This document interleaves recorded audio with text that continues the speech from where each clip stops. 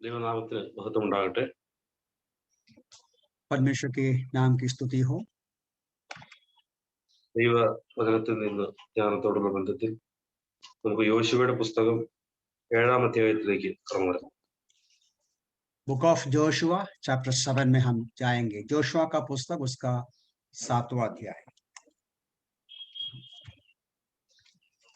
അവിടെ 4 മുതൽ താഴോട്ടുള്ള ചില വാക്യങ്ങൾ നമുക്ക് വായിച്ചു കേൾക്കാം. यहोशू का पुस्तक उसका 7वां अध्याय 4 से लेके कुछ पदों को हम लोग पढ़ेंगे। वहां ऐसा लिखा है, लोगों में से लगभग 3000 पुरुष वहां गए, परंतु आई के निवासियों के सामने से वे भाग आए। तब आई के पुरुषों ने उनमें से लगभग 36 को मार डाला और नगर द्वार से शबारीम तक उनका पीछा करके ढलान पर उनको मार गिराया। इससे लोगों के दिल दहल कर पानी पानी हो गई। Enough? Up to 7 we'll do. Okay. 7वां पद तक। तब यहोशू अपने वस्त्र फाड़कर यहोवा के संदूक के सामने मुंह के बल गिर पड़ा और संध्या तक पड़ा रहा। इसराइल के प्राचीनों ने भी ऐसा ही किया और उन्होंने अपने अपने सिर पर धूल डाली। तब यहोशू ने कहा, हाय हे प्रभु यहोवा, तू अपनी इस प्रजा को यरदन के इस पार क्यों ले आया है? क्या इसलिए कि हमें अमोरिया के हाथों में देकर नाश कर डाले? भला होता कि हम संतोष करके यरदन के उस पार रह जाते।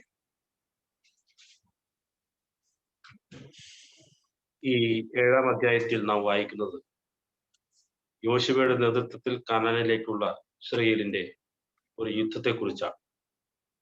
यहाँ जो यहोशू 7वां अध्याय में पढ़ते हैं, योशुआ के नेतृत्व में इस्राएली लोग किस प्रकार एक लड़ाई कर रहा है।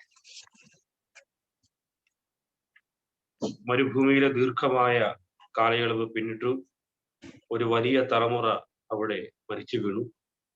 ഇപ്പോൾ അവർ കനാനിലേക്ക് പ്രവേശിച്ചു കൊണ്ടിരിക്കുകയാണ്. अब जानते हैं, जंगल में मरुभूमि में लंबा सफर किया, उनका कई पीढ़ी उस मरुभूमि में मर गया, एक नई पीढ़ी कनान में प्रवेश हो गया है। മിസ്രൈമിൽ നിന്ന് ആരംഭിച്ച ജനക്കൂട്ടത്തിൽ 2 പേർ മാത്രമേ ഇപ്പോൾ ജീവനോടെ ശേഷിക്കുന്നുള്ളൂ, യോശുവയും കാലേബും. मिस्र देश में से जो इस्राएली लोग सफर शुरू किया, उनमें से केवल 2 ही जन बच गया। वो ये है कि कालेब और जोशुआ। ഈ ഇസ്രായേൽ ജനത്തിന്റെ കനാനിലുള്ള വിജയം വളരെ അസാധാരണമായ മനുഷ്യ ബുദ്ധിക്ക് ഉൾക്കൊള്ളാൻ കഴിയാത്ത നിലയിലുള്ള ദൈവകരത്തിന്റെ പ്രവർത്തനങ്ങളായി നമുക്ക് കാണാൻ കഴിയുന്നു. हम इस बात को देख सकते हैं, इस्राएली लोग कनान के ऊपर जिस प्रकार विजय पाया, वो मनुष्य के ताकत में नहीं बल्कि परमेश्वर के महान कार्य का उदाहरण के रूप में हम देख सकते हैं। അവരുടെ ഒന്നാമത്തെ വിജയം എരിഹോ പട്ടണത്തെ അവർ കീഴ്പ്പെടുത്തുന്നതാണ്. सबसे पहले यरीहो शहर को कब्जा किया। അത് വളരെ വളരെ അസാധാരണമായ ഒരു യുദ്ധരീതിയിലൂടെയാണ് എരിഹോ ഇസ്രായേലിന് കീഴ്പ്പെട്ടത്. यरीहो को गिरा दिया एक अजीब प्रकार की लड़ाई के तरीके को इस्तेमाल करके। ഒരായുധവും പ്രയോഗിക്കാതെ 7 ദിവസം അവർ ആ നഗരത്തിന് ചുറ്റും നടന്നു. 7-ാം ദിവസം 7 പ്രാവശ്യം നടന്നു. 7-ാം വട്ടം പൂർത്തിയാക്കി കഴിഞ്ഞപ്പോൾ ജനത്തോട് ആർപ്പിടാൻ പറഞ്ഞു. ജനം ആർപ്പിട്ടു. ആർപ്പിട്ടപ്പോൾ മതിൽ വീണു. നേരെ കയറി കൊള്ളയടിക്കുക മാത്രമാണ് ഇസ്രായേലിന് ചെയ്യാൻ ബാക്കിയുണ്ടായിരുന്നത്. कोई प्रकार का हथियार का इस्तेमाल नहीं किया। 7 दिन वो 7 बार चला। 7वां दिन 7 बार यरीहो शहर के चारों तरफ चला, आवाज किया, दीवार गिर गया और वे शहर में जाकर वहां का संपत्ति को कब्जा किया। ഭൂമിയിൽ വെച്ച് ഇസ്രായേൽ കനാൻ ദേശത്തേക്ക് ഒറ്റുകാരെ അയച്ചപ്പോൾ, ദേശം എങ്ങനെയുണ്ട് എന്നൊക്കെ അറിയാൻ വേണ്ടി ഒറ്റുകാരെ അയച്ചപ്പോൾ, ആ ഒറ്റുകാരിൽ ഉണ്ടായിരുന്ന ആളുകളാണ് യോശുവയും കാലേബും. अब जानते हैं जब सालों पहले मूसा ने जब भेद लेने के लिए 12 लोगों को भेजा, उनमें से 2 जन थे जोशुआ कालेब। നമുക്ക് കാണാൻ കഴിയുന്നത് യോശുവയും കാലേബും അന്ന് വിശ്വാസത്തോടെ കനാൻ നാടിനെ നോക്കിക്കണ്ടവരാണ്. हम जानते हैं उस समय होशू और जो कालेब है विश्वास के साथ कनान को देखा। അവിടെ അവർ അസാധാരണമായി തങ്ങളുടെ കൂടെയുള്ള 10 പേർ പറഞ്ഞ അഭിപ്രായങ്ങൾക്ക് വളരെ വിരുദ്ധമായി ഇസ്രായേലിന്റെ ദൈവത്തെ വിശ്വസിച്ചാണ് അവർ കനാൻ നമുക്ക് കീഴ്പ്പെടുത്താൻ കഴിയും, ദൈവം അത് നമുക്ക് തന്നിരിക്കുന്നു എന്ന് പറഞ്ഞത്. वो जो 10 लोगों ने जिस तरीके से रिपोर्ट दिया उसके बदले उसके विरुद्ध में यहोशू और कालेब ने कहा कि हम जरूर कब्जा कर सकते हैं, परमेश्वर हमें मदद करेगा ऐसा बताया। ആ വിശ്വാസത്തിന്റെ വാക്കുകൾ വളരെ ശരിയായിരുന്നു. എരിഹോവിൽ അവർ അത് കണ്ടതാണ്. वो जो विश्वास का वचन बिल्कुल सही रहा, यरीहो शहर को गिरने में वो देखा। ഇവിടെ രണ്ടാമത്തെ നഗരത്തിലേക്ക് അവർ 7-ാം അധ്യായത്തിൽ വന്നിരിക്കുകയാണ്. अब यहाँ हम दूसरा शहर में पहुंच गया 7वां अध्याय। പക്ഷേ നമുക്കിവിടെ വായിക്കാൻ കഴിയുന്നത് വളരെ അപ്രതീക്ഷിതമായ ഒരു തോൽവിയെ കുറിച്ചാണ് കാണാൻ കഴിയുന്നത്. लेकिन हम यहाँ देखते हैं कि अचानक तरीके से हाँ आई शहर में वो गिर गया, पराजित हो गया। ഇവിടെ ഹായിയെ പിടിച്ചടക്കാൻ ഇസ്രായേലിൽ നിന്ന് പോയത് വെറും 3000 പേർ മാത്രമാണ്. आई शहर के ऊपर कब्जा करने को केवल 3000 लोग चले गए। ലക്ഷങ്ങളോളം വരുന്ന ഇസ്രായേലിന്റെ മറ്റ് പടക്കൂട്ടങ്ങൾ മുഴുവൻ അവിടെ വിശ്രമിക്കുകയായിരുന്നു. लाखों सैनिक है इसराइलियों के बीच में, वे आराम कर रहे थे। പക്ഷേ പോയത് വെറും 3000 പേർ മാത്രം. केवल 3000 लोग चले गए। കാരണം അത്രയ്ക്ക് നിസ്സാരമായി കീഴ്പ്പെടുത്താൻ സാധിക്കുന്ന ഒരു പട്ടണമാണ് ഹായ് എന്നാണ് ആ നേതൃത്വം മനസ്സിലാക്കിയത്. इसका कारण यह है कि वो लोग ऐसा विचार किया कि आई बहुत ही छोटा सा एक शहर है जिसको आराम से हम कब्जा कर सकता है। ഇവിടെ പക്ഷേ ഒട്ടും പ്രതീക്ഷിക്കാത്ത ഒരു തോൽവിയാണ് ഹായിൽ അവർക്കുണ്ടായത്. लेकिन आई में अचानक तरीके से वो पराजित हो गया। തിരിഞ്ഞോടി 36 പേർ ആദ്യമായി കൊല്ലപ്പെടുകയുണ്ടായി. और वे दौड़कर वापस गया और उसमें से 36 लोगों को दुश्मन मार डाला। पहली बार कनान में इस्राएली लोग मर रहा है। ഞാൻ മനസ്സിലാക്കുന്നു ഇസ്രായേലിലെ ആ തലമുറ ഒരാൾ വാളുകൊണ്ട് കൊല്ലപ്പെട്ടത് കണ്ടു കാണാൻ സാധ്യതയില്ല. मैं ऐसा विचार करता हूं वो जो पीढ़ी अभी तक देखा नहीं था, दुश्मन की तलवार से कोई इस्राएल मर गया। കാരണം 20 വയസ്സിനും കീഴെ ചെറുപ്പത്തിൽ തന്നെ മിസ്രയീം വിട്ടുപോന്നവരാണ് ആ തലമുറക്കാർ. और ये पीढ़ी के सभी लोग पहले ही मिस्र देश छोड़कर गए हैं। ചെങ്കടൽ കടന്നു മരുഭൂമിയിൽ കൂടെ സഞ്ചരിച്ച് കനാനിലേക്ക് എത്തുമ്പോൾ ഏതാണ്ട് 40ഓളം വർഷങ്ങൾ കഴിഞ്ഞിരിക്കുന്നു.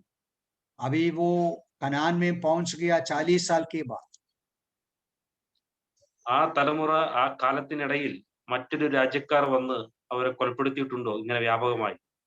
क्या इस प्रकार अन्य देश के लोग इसराइलियों को अब तक मार डाला?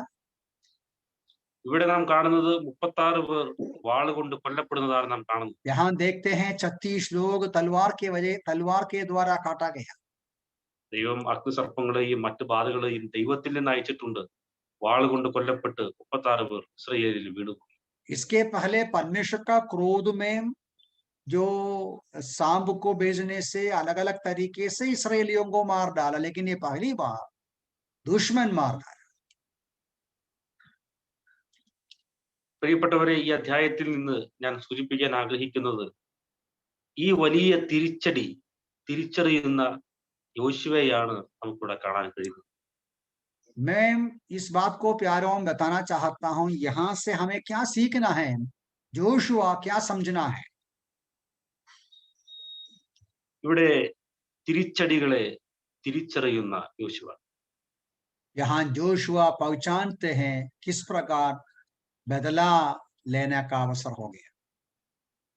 ഈ ഇനി മുൻപോട്ടുള്ള നിമിഷങ്ങളിൽ നിന്ന് ഈ 2 വാക്കുകളെ കുറിച്ച് ചില കാര്യങ്ങൾ ഓർപ്പിക്കാനാണ് ഞാൻ ആഗ്രഹിക്കുന്നത്. मैं थोड़ा समय തിരിച്ചടികളെ തിരിച്ചറിയുക. Can you say that in English? തിരിച്ചടികളെ തിരിച്ചറിയുക. Okay, anyway. Some തിരിച്ചടി means how to say that in Malayalam, Hindi, English. Anyway, हम इस वचन के ऊपर 2-3 बातें देखेंगे. किस प्रकार इस घटने को पहचानना है. നമ്മുടെ ജീവിതത്തിൽ പല നിലയിലുള്ള ഉദ്ദേശിക്കാത്ത രീതിയിലുള്ള കാര്യങ്ങൾ സംഭവിച്ചെന്നിരിക്കാം. कभी-कभी हमारे जीवन में अचानक ऐसी बातें होता है, घटनाएं घटते हैं. യുക്തി കൊണ്ട് സംഭവിക്കാൻ സാധ്യതയില്ലാത്ത ചില കാര്യങ്ങൾ സംഭവിച്ചെന്നിരിക്കാം. हमारे जो विचार में, बुद्धि में, युक्ति में जो होता नहीं, ऐसी बातें होगा. വളരെ ന്യായമായി സംഭവിക്കേണ്ടതും അതിന്റെ വളരെ സ്വാഭാവികമായി ഉണ്ടാകേണ്ടതുമായ പല കാര്യങ്ങളും നമ്മുടെ കാര്യത്തിൽ ചിലപ്പോൾ വന്നില്ലെന്ന് വരാം. स्वाभाविक रूप में जो होना है या नेचुरली जो होना है कई बार नहीं होता. അല്ലെങ്കിൽ നാം മുൻപോട്ട് പോകുമ്പോൾ പെട്ടെന്നുള്ള ഒരു ആക്രമണമോ അല്ലെങ്കിൽ അസുഖകരമായ ഒരു കാര്യം നമുക്ക് ഉണ്ടായി നേരിട്ടു എന്ന് വരാം. और नहीं है तो हम ऐसा आगे बढ़ते समय अचानक हम दुर्घटना का सामना करते हैं या बीमारी का सामना करते हैं. ഒരുപക്ഷെ അതേ വഴിയിലൂടെ പോയ 100 പേർക്ക് മുൻപ് ഒരിക്കലും ഉണ്ടാകാത്ത ഒരു കാര്യം പെട്ടെന്ന് ഞാൻ പോയപ്പോൾ ഉണ്ടായ പോലെ എനിക്ക് തോന്നിയേക്കാം. शायद मेरे आगे कई लोग गया, 100 लोग गया, उनमें से किसी को ऐसी परिस्थिति का सामना करने का जरूरत नहीं हुआ, लेकिन मेरे ऊपर ऐसी समस्या आया. അതാണ് ഞാൻ ഉദ്ദേശിച്ചത് തിരിച്ചടി എന്ന് പറഞ്ഞ് എന്നതുകൊണ്ട് ഉദ്ദേശിച്ചത്. इसको मलयालम भाषा में तिरिचड़ी बोलते हैं या अचानक हम അപ്രതീക്ഷിതമായ ചില अचानक कुछ ऐसी दुर्घटनाओं का सामना करना पड़ता है. ഈ ഹായിയിലെ പരാജയം ശരിക്കും പറഞ്ഞാൽ അങ്ങനെയുള്ള ഒരു തിരിച്ചടിയാണ്. ഒരിക്കലും പ്രതീക്ഷിക്കാത്ത ഒരു ജീവിത സന്ധിയിൽ അവർ വന്നിരിക്കുന്നു. ये जो आई में जो हुआ वो ऐसी घटना है जो कभी वो एक्सपेक्ट नहीं किया था. ഹായിയിൽ ഒരു പരാജയം യോശുവ സ്വപ്നം കണ്ടിട്ടില്ല. आई शहर में जोशुआ कभी भी अंदाज भी नहीं किया पराजय होंगे, पराजित होंगे. ഒരു അതിവേഗം വിജയിച്ച് മടങ്ങി വരാമെന്ന് കരുതിയെടുത്ത് തോറ്റിരിക്കുന്നു. जहां उसने सोचा कि मैं विजयी होऊंगा लेकिन हार गया. പ്രിയപ്പെട്ടവരെ, നമ്മുടെ ജീവിതങ്ങളിലും ഇങ്ങനെയുള്ള പല സന്ധികൾ ഉണ്ടായേക്കാം. प्यारो, हमारे जीवन में भी ऐसा कई अवसर होगा, ऐसा जो कई परिस्थिति होगा. ഒരു പക്ഷേ നമുക്ക് ആരോഗ്യമുണ്ടെന്ന് നമ്മൾ കരുതിയിരിക്കുന്നു, പക്ഷേ അപ്രതീക്ഷിതമായ അസുഖങ്ങൾ വന്നു ചേരുന്നു. हम सोचते हैं कि हमें तंदुरुस्ती है, लेकिन अचानक बीमारी आ जाते हैं. മറ്റു ഓരോ കാര്യങ്ങളും അനായാസം നടക്കുമെന്ന് കരുതുന്നു, നടക്കാതിരിക്കുന്നു. कुछ बातें हम सोचते हैं आसानी से हो जाएगा, लेकिन हो नहीं पाता. പ്രിയപ്പെട്ടവരെ, അങ്ങനെയുള്ള തിരിച്ചടികൾ മനുഷ്യന്റെ ചരിത്രത്തിന്റെ ഭാഗമാണ്. എല്ലാവരുടെയും ജീവിതത്തിൽ സംഭവിക്കുന്ന കാര്യങ്ങളാണ്. ऐसा जो अचानक जो घटनाएं घटते हैं वो हर एक के जीवन में उसका सामना करना पड़ता है. എന്നാൽ പ്രിയപ്പെട്ടവരെ, അങ്ങനെയുള്ള തിരിച്ചടികൾ സംഭവിക്കുമ്പോൾ അതിനെ തിരിച്ചറിയാൻ നമുക്ക് കഴിയണം. लेकिन ऐसा अचानक जो घटनाएं जिसको आप बैकफायर कह सकते हैं, शायद उसको पहुंचाने का, उसको रिकॉग्नाइज करने का ताकत हमें चाहिए.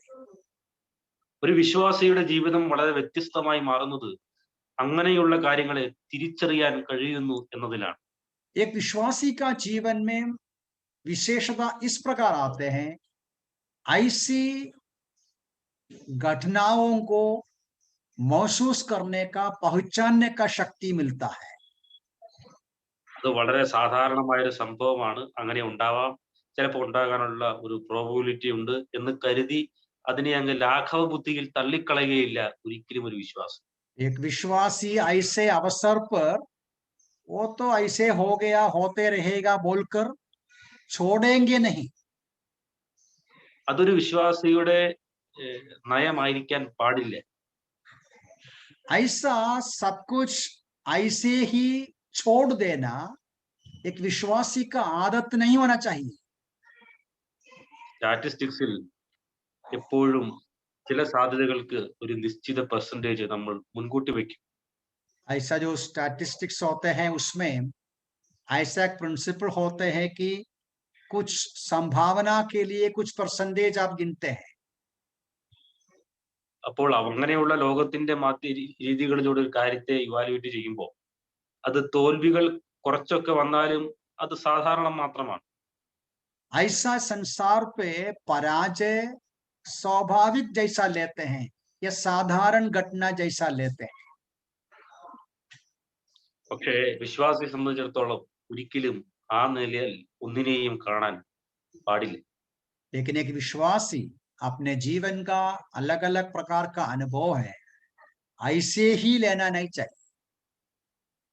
അങ്ങനെ വന്നു, അങ്ങനെ വരാൻ സാധ്യതയുണ്ടായിരുന്നു, അതുകൊണ്ട് സംഭവിച്ചു എന്നുള്ള ലാഘവ ബുദ്ധിയോടെ ഒരു കാര്യത്തെയും സമീപിക്കാൻ പാടില്ല ഒരു വിശ്വാസം. हमारे जीवन की कुछ भी घटने को ऐसा नहीं लेना चाहिए, वो तो हो गया, होते रहेगा, उसमें क्या बड़ी बात है, ऐसा हम हल्का सा नहीं लेना चाहिए। ഇവിടെ ഈ തിരിച്ചടികളെ തിരിച്ചറിഞ്ഞ യോശുവ ചെയ്ത ഒരു കാര്യം നാം ഇവിടെ വായിക്കുന്നുണ്ട്.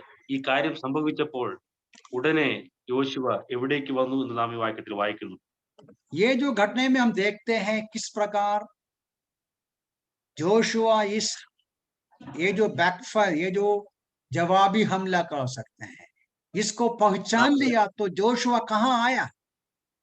നാം 5-ാമത്തെ വാക്യത്തിൽ വായിക്കുന്നു, യോശുവ വസ്ത്രം കീറി യഹോവയുടെ പെട്ടകത്തിന്റെ മുമ്പിൽ അവനും ഇസ്രായേൽ മൂപ്പന്മാരും തലയിൽ മണ്ണ് വാരിയിട്ടുകൊണ്ട് സന്ധ്യ വരെ സാഷ്ടാംഗം വീണുകിടന്നു. यहाँ हम पढ़ते हैं जो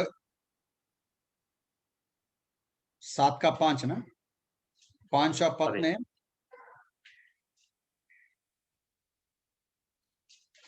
is it 7:5? 7:5 യോശുവ അവിടെ യഹോവയുടെ പെട്ടകത്തിന്റെ മുമ്പിലേക്ക് ചെല്ലുകയാണ്. यहोशू यहाँ परमेश्वर के संदूक के समीप आते हैं। അവിടെ ചെന്ന് യോശുവ ദൈവത്തോട് ചോദിക്കുകയാണ്, എന്തുകൊണ്ടാണ് ദൈവമേ ഇങ്ങനെയൊരു ഒരു ദുർഘടന, ഒരു ദുരന്തം ഞങ്ങൾക്ക് ഭവിച്ചത് എന്ന് ചോദിക്കുകയാണ്. वो हिंदी भाषा में 6 पद में है। यहोशू वस्त्र फाड़कर यहोवा के संदूक के सामने आकर परमेश्वर से पूछते हैं, क्यों ऐसा हुआ? അവിടെ എത്ര നേരമാണ് യോശുവ അവിടെ കിടന്നിരുന്നത് എന്ന് നാം അവിടെ വായിക്കുന്നുണ്ട്.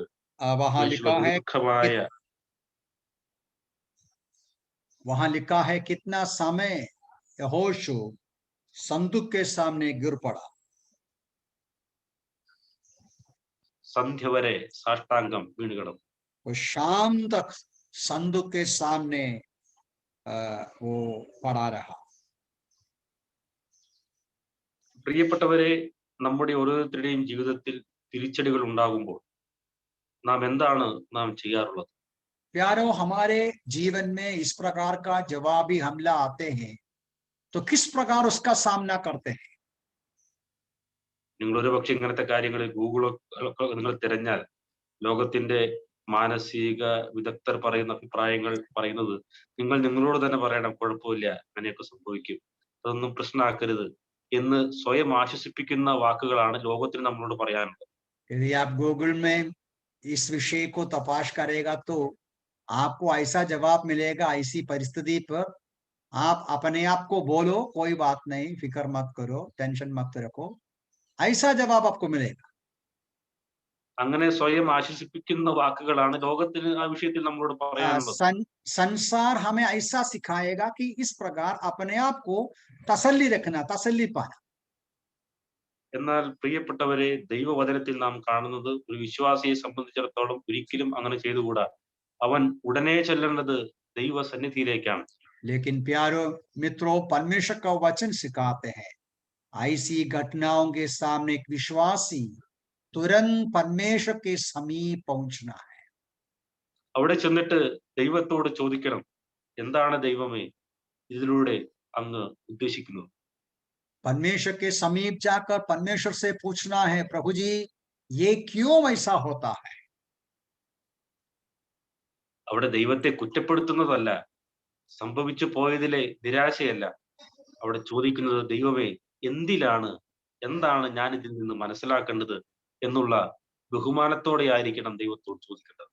परमेश्वर के समीप जाकर उसका दोष लगाने का नहीं, उस पर निराश होने की बात नहीं, बल्कि मैं क्या सीखूं, क्या बात है, ये क्यों हुआ, ये आदर के साथ परमेश्वर से पूछना है।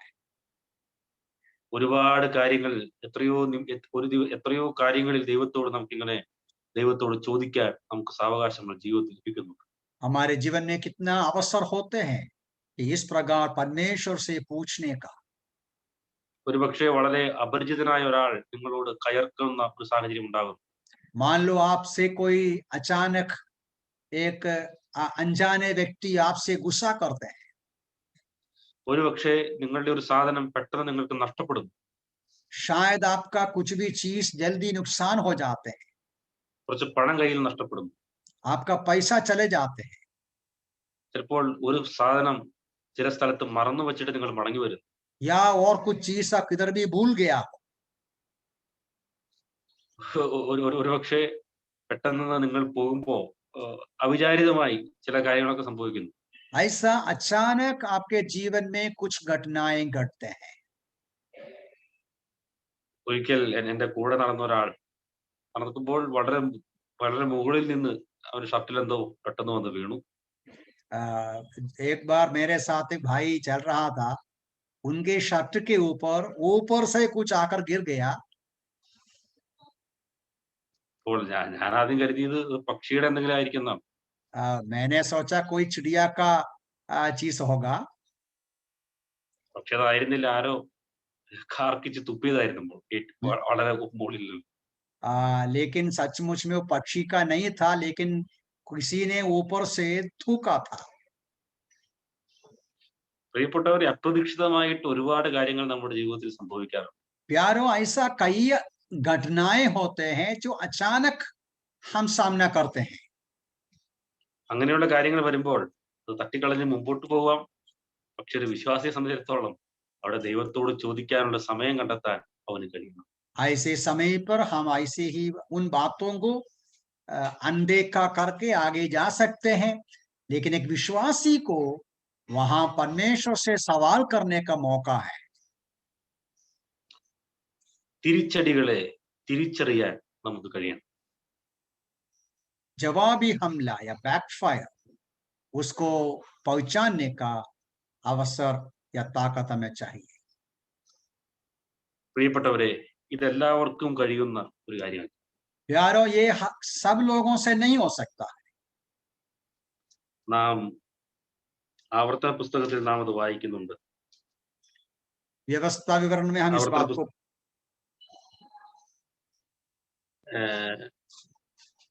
വായിക്കുന്നത്, തിരിച്ചറിയുന്ന ഹൃദയം ഞാൻ നിങ്ങൾക്ക് തരും എന്ന് ദൈവം അവിടെ പറയുന്നത് നാം അവിടെ കാണുന്നു. which reference? ആവർത്തനം 29 1 മുതൽ 3 വരെ. ആവർത്തനം 29 1 മുതൽ 3 വരെയുള്ള വാക്യം നാം അവിടെ ഇങ്ങനെയാണ് വായിക്കുന്നത്. അവിടെ ഇസ്രായേൽ മക്കളോട് ദൈവം പറയുന്ന വാക്കുകളാണ് നാം കാണുന്നത്. നിങ്ങൾക്ക് ഞാൻ തിരിച്ചറിയുന്ന ഒരു ഹൃദയം തന്നിട്ടില്ല എന്നവിടെ ദൈവം പറയുന്നു. व्यवस्था विवरण 29 का 3 वाक्य 3 पद, ड्यूट्रोनॉमी 29 का 3, वहां लिखा है, उन बड़ी बड़ी परीक्षाओं, उन महान चिन्हों तथा चमत्कारों को तुम्हारी आंखों ने देखा है,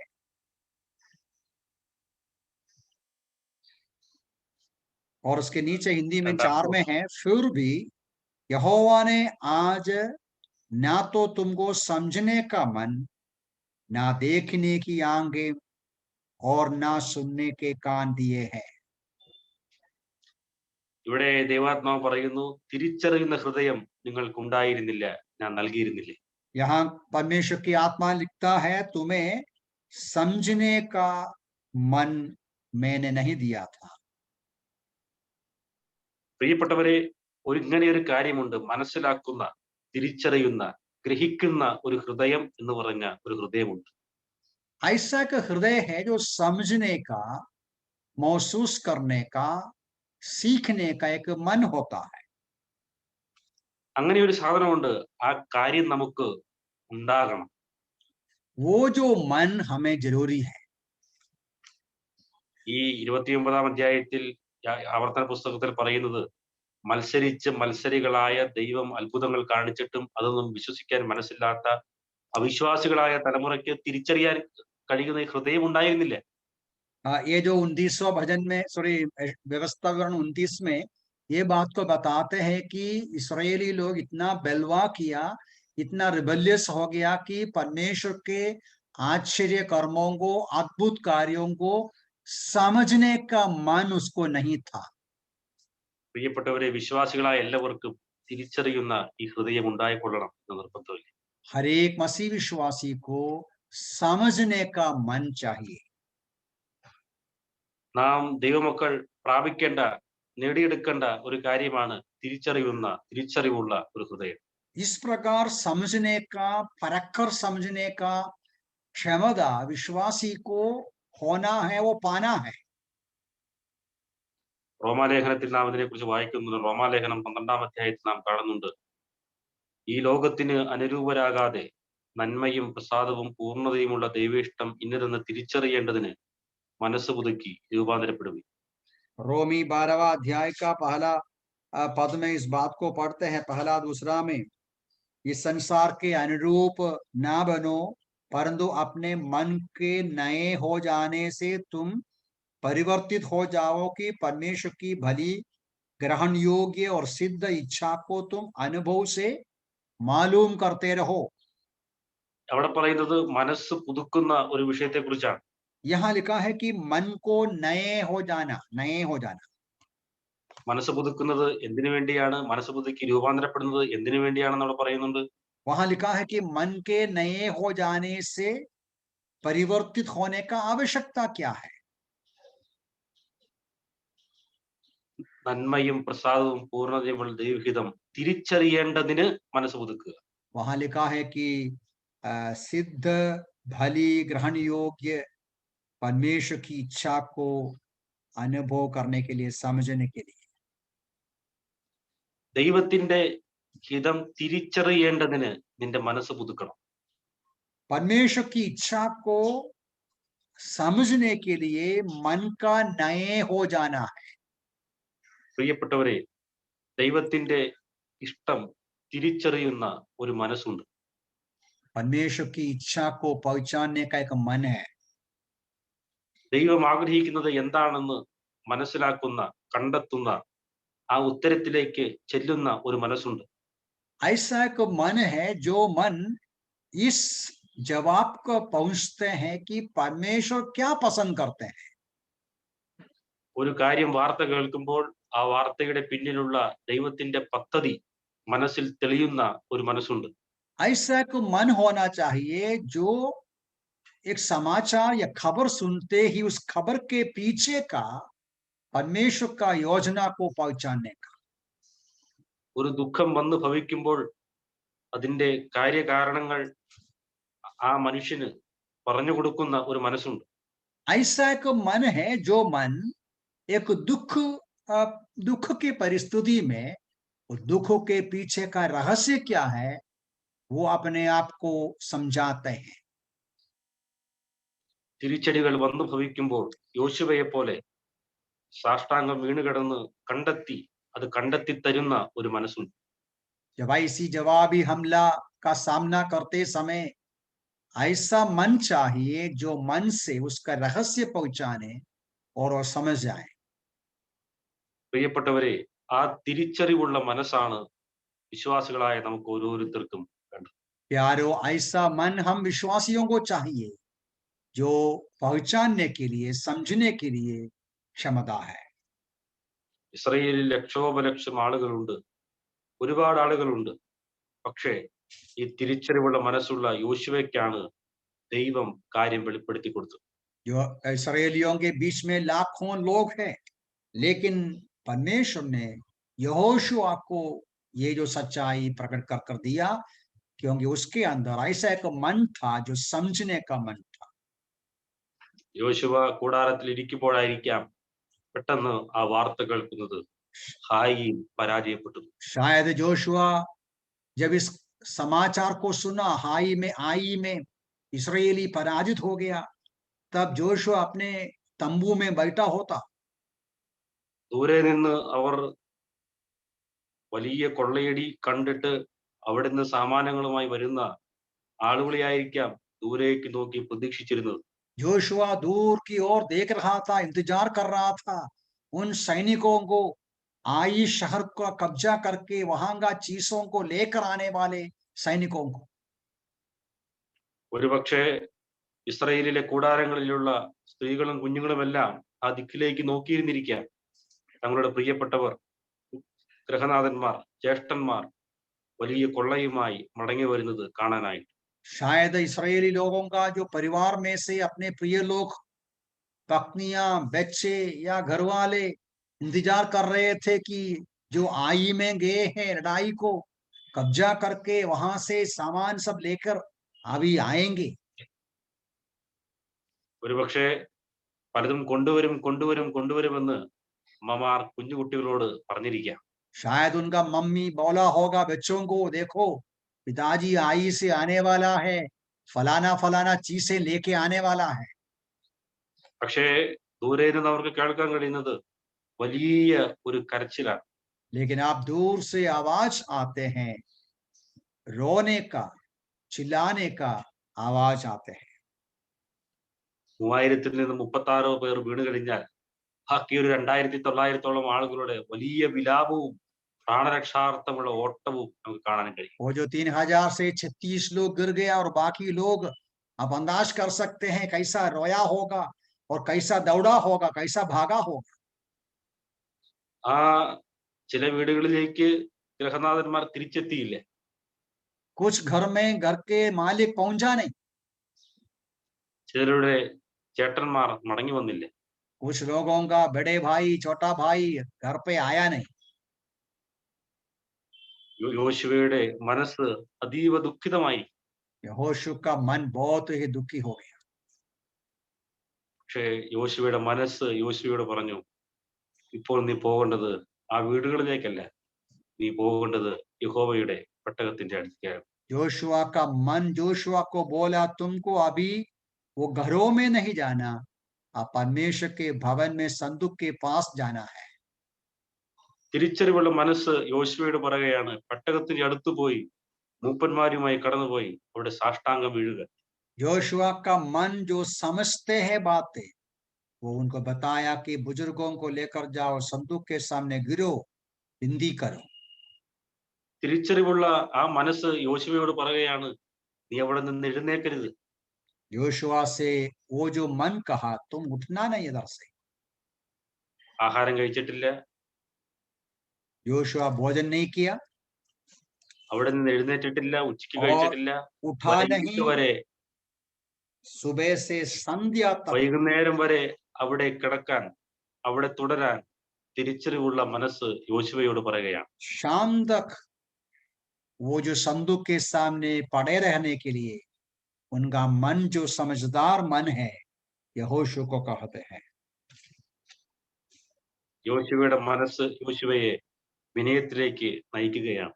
जोशुआ का समझदार मन उनको नम्र करते हैं, नम्रता में, दीनता में ले आते हैं। അവിടെ അഹങ്കാരത്തിന്റെ ഒരു വാക്കുകളും ആ മനസ്സ് യോശുവയോട് പറയുന്നില്ല. वो जो मन के अंदर घमंड का कोई शब्द नहीं आता। തിരിച്ചറിവുള്ള മനസ്സ് അവിടെ യോശുവയോടൊപ്പം പ്രാർത്ഥിക്കുകയാണ്. समझने का मन जोशुआ के साथ प्रार्थना करते हैं। വൈകിട്ട് ഉത്തരമെത്തി കൃത്യമായുള്ള കാരണം ആ മനസ്സ് ദൈവാത്മാവ് ആ മനസ്സിന് നൽകിയിരുന്നു. और शाम को जवाब दिया, परमेश्वर ने उसको, उस मन को सही जवाब दे दिया। തിരിച്ചറിവുള്ള മനസ്സ് എന്ന് ആവർത്തനം 29 നാം വായിക്കുന്നുണ്ട്. ആ മനസ്സാണ് യോശുവയുടെ മനസ്സിൽ നമുക്ക് കാണാൻ കഴിയും. जैसा व्यवस्था विवरण में हमने देखा, समझदार मन यहोशू को ऐसा मन। പ്രിയപ്പെട്ടവരെ, പുതിയ നിയമ വിശ്വാസികളായ നമുക്കും ഈ മനസ്സ് ഉണ്ടായേ കഴിയും. प्यारो, नया नियम के विश्वासी आप और मुझे भी इस प्रकार का मन की आवश्यकता है। റോമാലേഖനം 12-ാം അധ്യായത്തിൽ നമ്മോട് പറയുന്ന മനസ്സ്, പുതുക്കപ്പെട്ട ഒരു മനസ്സുണ്ട്, തിരിച്ചറിയുന്ന ഒരു മനസ്സുണ്ട്. रोमी 12वां अध्याय में हमने देखा कि मन फिराया हुआ, परिवर्तन पाया हुआ, समझने वाला एक मन है। ആ റോമർ 12-ലെ ആ മനസ്സിലേക്ക് നാം പുതുക്കിയ അവസ്ഥയിലേക്ക് എത്തിച്ചേരുമ്പോൾ യോശുവയെ പോലെ നാമും തിരിച്ചറിയുന്ന ആളുകളായി മാറുകയാണ്. मन फिराव का मन, समझने का उस मन पहुंचते समय यहोशू के समान सच्चाई को समझने का ताकत हमें मिलेगा। നമുക്കറിയാം, ഓരോ തലമുടിയും എണ്ണപ്പെട്ടിരിക്കുന്നു എന്നാണ് നാം വായിക്കുന്നത്. हम वचन में पढ़ते हैं, हमारा बाल गिना हुआ है। നാം ഇങ്ങനെ വായിക്കുന്നുണ്ട് സുവിശേഷങ്ങളിൽ, സ്വർഗീയ പിതാവ് സമ്മതിക്കാതെ അവയിൽ ഒന്നുപോലും നിലത്ത് വീഴുകയില്ല എന്നാണ് പറയുന്നത്. सुसमाचार में हम पढ़ते हैं कि परमेश्वर के आदेश के बिना हमारे सिर के बाल भी नहीं गिरता है। പ്രിയപ്പെട്ടവരെ, നമ്മുടെ ജീവിതത്തിൽ സംഭവിക്കുന്ന എത്ര നിസ്സാര കാര്യങ്ങളാണെങ്കിൽ അതിലൊക്കെ ദൈവത്തിന് കൃത്യമായ ചില കാര്യങ്ങളും കാരണങ്ങളും ഉള്ളത് കൊണ്ടാണ് ദൈവം അങ്ങനെയാക്കിയത് വെച്ചത്. इसलिए हमें समझना है कि हमारे जीवन की कितना भी छोटी छोटी घटनाएं हो, उसके पीछे परमेश्वर की एक योजना है। അങ്ങനെ ഓരോ കാര്യങ്ങൾ സംഭവിക്കുമ്പോൾ അതിന്റെ കാര്യങ്ങൾ എന്താണെന്ന് തിരിച്ചറിയാൻ കഴിവുള്ള ഒരു തിരിച്ചറിവിന്റെ മനസ്സ് നമുക്കുണ്ടോ? ऐसा हर एक घटनाओं के पीछे परमेश्वर का उद्देश्य क्या है, कारण क्या है, ये समझने का एक मन हमको है क्या, पहचानने का मन हमको है क्या। അതോ എന്തിനേയും ഏതിനേയും ഏറെ ലാഘവ ബുദ്ധിയോടെ എടുത്താണോ നാം മുൻപോട്ട് പോകുന്നത്? या उसके विरोध में हर चीजों को हल्का सा लेने का विचार हम करते हैं। ഒരു നിമിഷം പോലും തിരിഞ്ഞു നോക്കാൻ സാധിക്കാതെ, ഒരു കാര്യവും സംഭവിച്ചത് എന്തിനാണെന്ന് ദൈവത്തോട് ചോദിച്ചതിന്റെ ഉദ്ദേശം മനസ്സിലാക്കാൻ കഴിയാതെയാണോ വർഷങ്ങളായി നാം ജീവിച്ചു പോകുന്നു?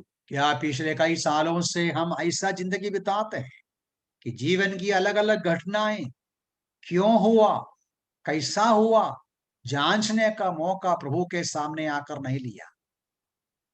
ഓർക്കുക, ഇസ്രയേലിൽ ലക്ഷോപലക്ഷം വരുന്ന ജനങ്ങളുണ്ടായിരുന്നു. आप देखो, इसराइलियों के बीच में लाखों लोग थे। നാം ആവർത്തനം 29 വായിച്ചത്, അതിൽ മഹാഭൂരിപക്ഷത്തിനും ഈ ഒരു മനസ്സുണ്ടായിരുന്നില്ല. उसमें से अधिकांश लोगों को ऐसा मन नहीं था। ദൈവം എത്രയോ വിവിധങ്ങളായ രീതികളിൽ ആ ജനതയോട് ഇടപെട്ടു, അതൊന്നും മനസ്സിലാക്കാൻ അവർക്ക് കഴിയില്ല. परमेश्वर ने कितने विभिन्न प्रकार, विभिन्न रीति पर उन इसराइलियों से व्यवहार किया, लेकिन वो पहचाना नहीं। ദൈവം അവർക്ക് അസാധാരണമായ നന്മകൾ കൊടുത്തു. അതിലവർ നന്ദി കാണിക്കാൻ ദൈവത്തിന്റെ മഹത്വം തിരിച്ചറിയാൻ അവർക്ക് മനസ്സുണ്ടായിരുന്നില്ല. परमेश्वर ने उनको बहुत बड़ी बड़ी आशीषें दिया, लेकिन वो जो आशीषों को पाकर धन्यवादी होने के लिए और उस परमेश्वर को पहचानने के लिए मन नहीं था। ഇടയ്ക്ക് വെള്ളം കിട്ടിയപ്പോൾ അതിനൊരൽപ്പം കയ്പ്, അപ്പോൾ അത് തിരിച്ചറിയാൻ അവർക്ക് കഴിഞ്ഞില്ല. जब पानी मिला, कड़वापन था, उसके पीछे का ईश्वरीय योजना पहचानने का मन नहीं था। ദൈവം അവരുടെ ഇടയിൽ അഗ്നിസർപ്പങ്ങളെ അയച്ചു. അപ്പോൾ പോലും മത്സരത്തിന്റെ കഠിനമായ ഒരു പൈശാചികതയാണ് അവർക്ക് വന്നത്. जब परमेश्वर ने उसके बीच में आग का शाम को भेजा, तो भी उसका पीछे का रहस्य पहचानने का मन नहीं था उसको। ദൈവം അവരോട് ഓരോ നിലയിലും ഇടപെട്ടുകൊണ്ടിരിക്കുകയായിരുന്നു. അതിരാവിലെ മഞ്ഞ കിട്ടും, ദൈവം വിവിധങ്ങളായ രീതിയിൽ മാർഗങ്ങൾ ഒരുക്കുന്നു, അസാധാരണമായ നന്മകൾ നൽകുന്നു. പല നിലകളിൽ ദൈവം അവരോട് ഇടപെട്ടിട്ടുണ്ട്. പലതും ദൈവമാണ് ഇതിന്റെ പിന്നിലെന്ന് മനസ്സിലാക്കാൻ പോലും അവർക്ക് കഴിയാതെ പോയി. परमेश्वर ने उसको मन्ना दिया और जीवन के अलग अलग आवश्यकताओं में मदद किया, लेकिन उसके पीछे परमेश्वर का हाथ है, विचार है, वो समझने का ताकत उसको नहीं था।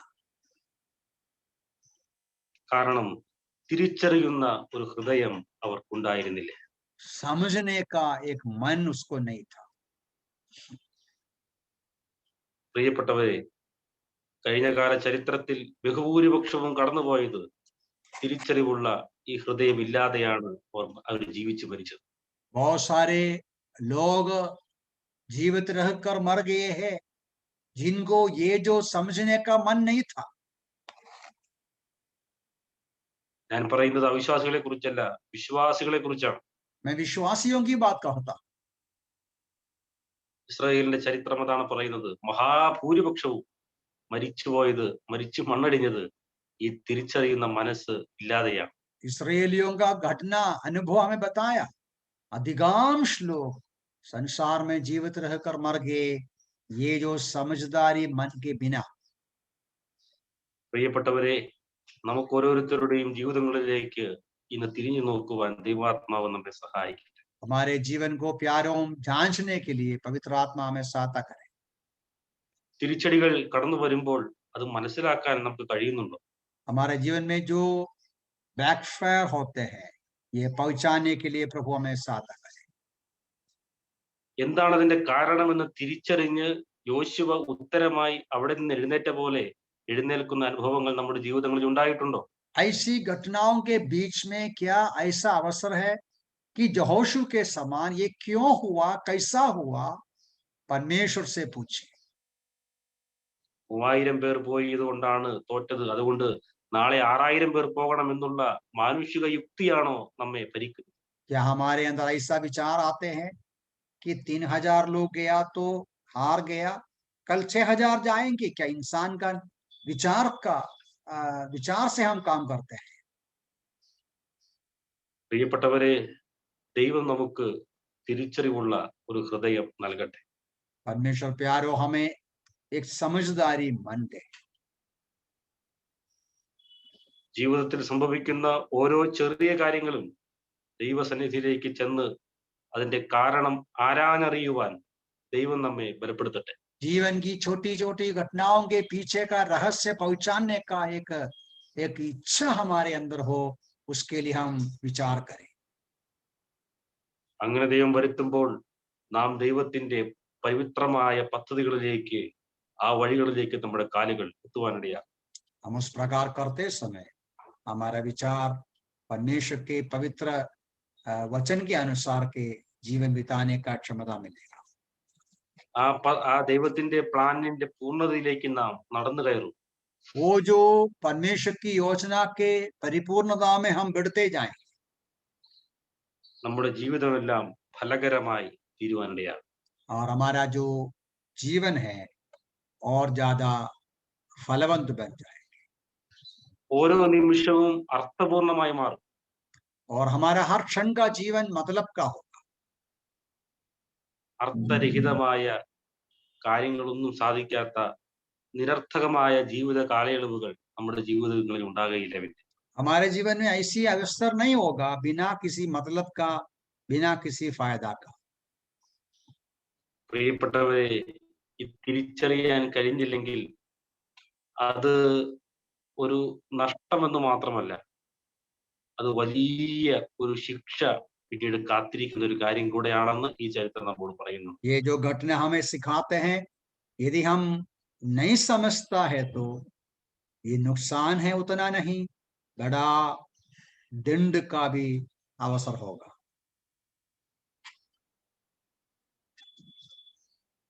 നമുക്കറിയാം, ഈ അധ്യായത്തിലെ ചരിത്രം ആഖാൻ ചെയ്ത പാപത്തിന്റെ ഫലമായിട്ടാണ് ഇസ്രായേൽ ഈ ദുരന്തത്തിലൂടെ കടന്നു പോകുവാനിടയായത്. हम जानते हैं ये जो अध्याय में आखान का पाप के वजह से इसराइलियों। ഹലോ,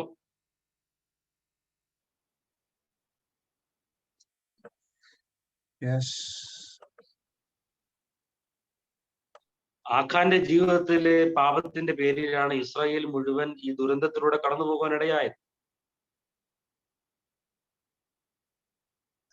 आखान के पाप के वजह से ये सारी समस्या हुआ।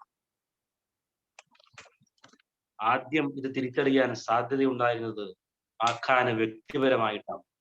ये जो सच्चाई आखान पहचानना था, ഒരുപക്ഷെ ഒരു നിമിഷത്തിലെ മോഹത്തിൽ ആഖാൻ ആ കാര്യങ്ങൾ എടുത്തപ്പോൾ അടുത്ത നിമിഷം ആഖാൻ അതിന് പരിഹാരമുണ്ടാക്കാൻ വഴിയുണ്ടായിരുന്നു. शायद आखान को वो जो घटना समझकर उसका जो सोल्यूशन निकालने का समय आखान को था।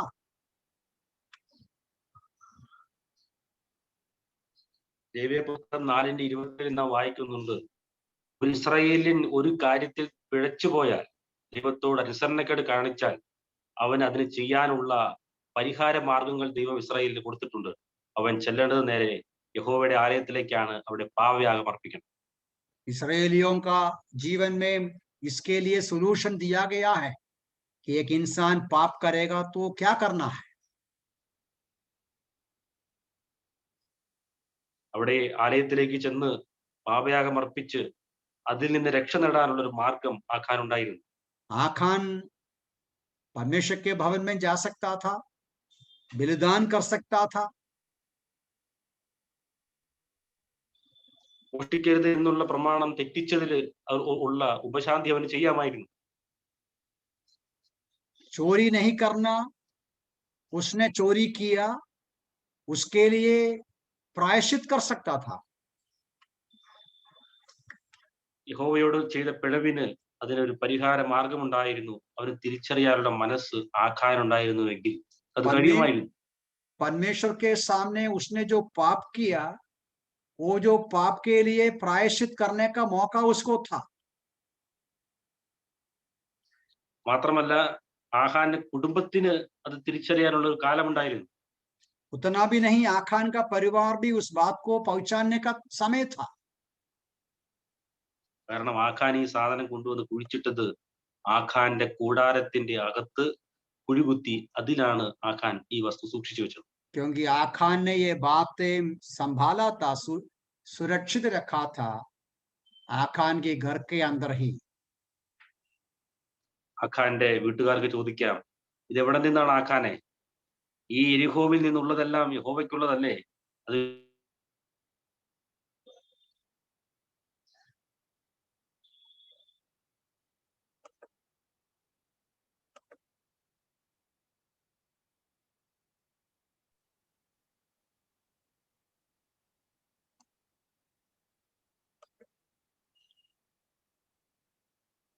आखान पूछ सकता था,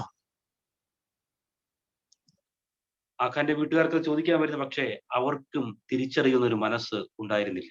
आखान के परिवार पूछ सकता था, लेकिन वे भी परमेश्वर को पहचानने का मन नहीं लिया। പ്രിയപ്പെട്ടവരെ, നമുക്കിവിടെ കാണാൻ കഴിയുന്നത്, നമുക്കായിട്ട് ഓരോ ആളുകൾക്കും ഓരോ ലെവലിലും ആ തെറ്റിനെ തിരിച്ചറിയാനും അതിനെ മനസ്സിലാക്കാനും അതിനെ കറക്റ്റ് ചെയ്യാനുള്ള ഒരു സമയമുണ്ട്. सबके लिए ऐसा मौका मिलते हैं, अपना जो गलती को देखने का, पहचानने का अवसर परमेश्वर देते हैं। ഒരു വ്യക്തിക്ക് വ്യക്തിപരമായിട്ട് അത് ചെയ്യാൻ ഒരു സമയമുണ്ട്. एक व्यक्ति व्यक्तिगत तौर से कर सकते हैं, ആ കുടുംബത്തിന് ചെയ്യാൻ കഴിയുന്ന ഒരു സമയമുണ്ട്. और वो परिवार कर सकते हैं, ആ ഗോത്രത്തിന് അത് ചെയ്യാൻ കഴിയുന്ന ഒരു സമയമുണ്ട്. और वो कुटुंब कर सकते हैं। എന്നാൽ ഓരോ നിലയിലും അത് ചെയ്യാൻ കഴിയാതെ പോയാൽ അത് അതിനേക്കാൾ വിശാലമായ ഗൗരവമായ മറ്റൊരു ലെവലിലേക്കാണ് അത് എത്തുന്നത്. लेकिन ये जो कुटुंब है या परिवार है, अपनी जिम्मेदारी पूरा नहीं करेगा तो वो और भी गंभीरता में, पराजय में चले जाते हैं। പ്രിയപ്പെട്ടവരെ, അത് വലുതാകുമ്പോൾ അത് പിഴുതുമാറ്റാൻ വളരെ പ്രയാസമായിരിക്കും. जब ये മാത്രമല്ല परिस्थिति बढ़ जाते हैं तो हटाना मुश्किल हो जाता है। പിഴുതുമ്പോൾ ഏറെ വേദനിക്കും. जब वो हटाने का कोशिश करेगा तो बहुत दर्द होता है।